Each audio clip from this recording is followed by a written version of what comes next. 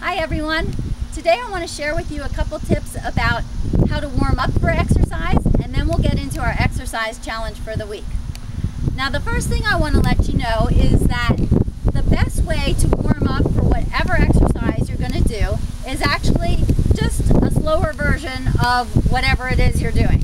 So example, if you're going to go out walking, you just want to start off at a slower pace. If you're going to run, start with a walk or a slow jog. If you're on the stationary bike, go ahead and just pedal slowly for the first, say, 5 minutes or so. And what's happening here is that your body is preparing itself for the energy demand that you're going to put on it for the heavier exercise. There's actually some interesting things that go on when you first start to exercise. Your heart will enlarge a little bit to keep up with the higher demand for blood flow that you're giving it. Another thing is that some of the blood, for example, that is normally directed towards your digestive system, that's going to be directed away now to your other working muscles. And what you need to do during this warm-up is give yourself a chance for all of those things to take place so it's not uncomfortable for you. Okay, the second thing I want to talk about is stretching. Now I know when I was younger, I was always taught the proper way to stretch was to pick a position for whatever muscle you wanted to stretch and sort of hold that for a certain amount of time. So to stretch your quadriceps here, the front of your leg, you might hold this position and hold it for 20 seconds or so. For your hamstrings, you would bend over and you'd lean into that and stretch that muscle.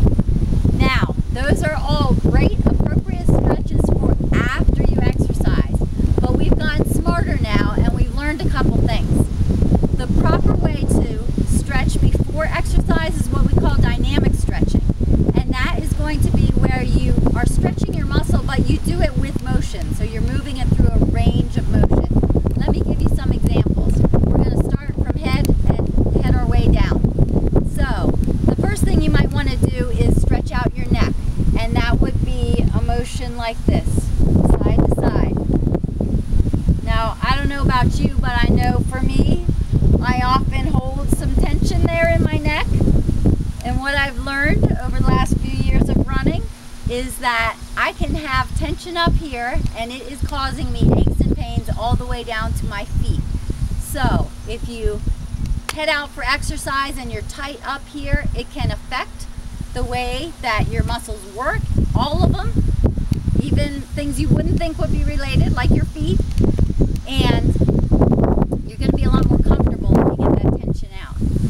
Working our way to shoulders, okay, we can do some shoulder circles like this.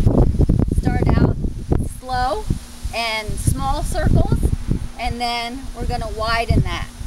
Now that also is going to get rid of the tension that's in your neck and your shoulders. Okay, you can come across your body like this.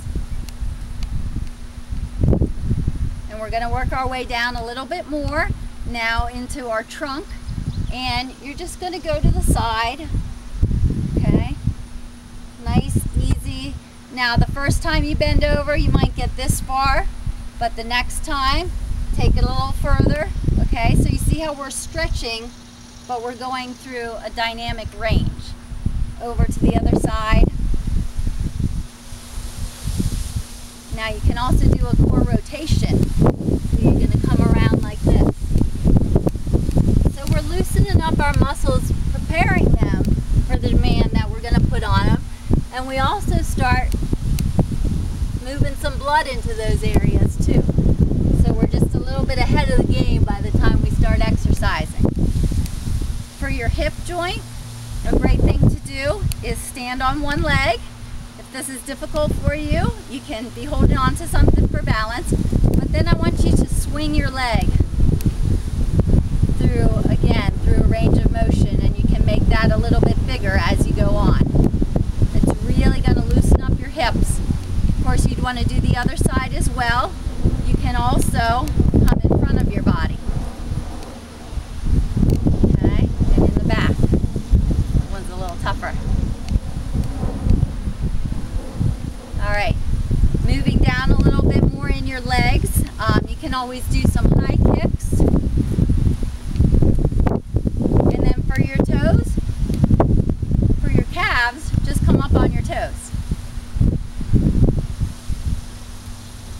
So I hope you've gotten the idea now of how we want to properly warm up for exercise. You can always just start off with a slower version of whatever exercise you're going to do. And if we're talking strength training, the other way to say that is just lighter weights for whatever exercise you're going to be doing. So your first set, you definitely shouldn't be pushing any heavy weight.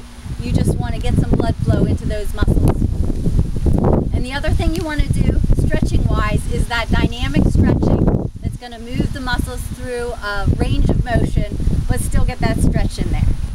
So for me, the best part of teaching you guys what you need to do to warm up properly is that along with that, in order to put it into practice, you need to do the exercise that's going to follow the warm-up, which is definitely what's going to help you guys get to your goals.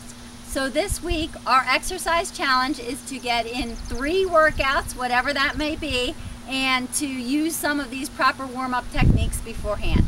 Hope you've learned something, and get out there and do those workouts.